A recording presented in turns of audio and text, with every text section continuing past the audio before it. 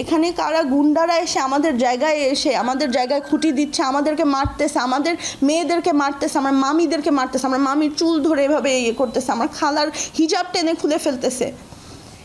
এরকম ধরনের ভয়ঙ্কর পরিস্থিতি, এরকম ছেলে মানুষরা এসে এই ধরনের এগুলা করতেছে। তখন জাস্ট আমি কোনোভাবে আমার যান নিয়ে গাড়িতে উঠছি, আর আমি আপনাদেরকে এই বললাম এই হচ্ছে।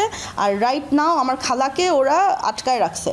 আমার খালাকে আমি বের করব কিভাবে আমি জানি না। আমার খালাকে ওরা আটকায় রাখছে এবং সে একটা অসুস্থ রুগী, এবং বাকি যারা সবাই আছে তাদেরকে এরকম সবাইকে ধরে নিয়ে যাবে হুমকি দিছে। সবাই বিভিন্ন জায়গায় ছিটে গেছে। আমি জানি না আমার ফ্যামিলি কোথায়, আমার খালা কোথায়, আমার মামি কোথায়, আমার ছোট বোনরা কোথায়, আমি কিচ্ছু জানি না। ওদেরকে আমি কন্ট্যাক্ট করতে পারতাম, ওর কোথায় আছে আমি জানি না, সেফ আছে নাকি।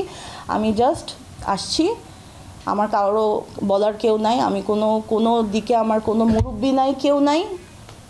আমি কি করব, কই যাব, আমার জায়গা জমি এভাবে করে ওরা নিয়ে যাচ্ছে এবং আমাদের উপর এভাবে করে হামলা। ভাই আমি তো আসলে পলিটিক্স তো ফলো করি না, আমি ওভাবে বলতে পারবো না। আমি শুধু জানি আমার এগুলার সেন্স আসলে আমি জানি না, অত একটা নলেজ আমার নাই। আমি শুধু জানি ওনারা এখন প্রশাসনিক যারা লিডার্স তারাই এটা করছে। কোন দল আই ডোন্ট নো। হ্যাঁ আমি তো জানি না সেটা। হ্যাঁ আমি শুধু জানি ওনার নাম একজন আসছে হলো, ওনার নাম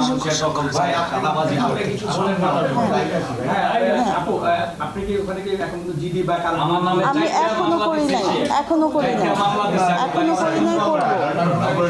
এখনো করি নাই করবো। ডেফিনেটলি মামির নামে। সে আমাদের উপর ডিরেক্ট ভায়োলেন্ট অ্যাটাক করেছে। হ্যাঁ প্রীতি, ও ভিডিওতে আছে, ও বড় বড় ইট, একটা মেয়ে এরকম কেমনে হয় আই ডোন্ট নো, কিভাবে করে এরকম শয়তান একটা মেয়ের কথা শুনে এতগুলো লোকও আসতেছে, এই যে সব জায়গায় গিয়ে অভিনয় করে।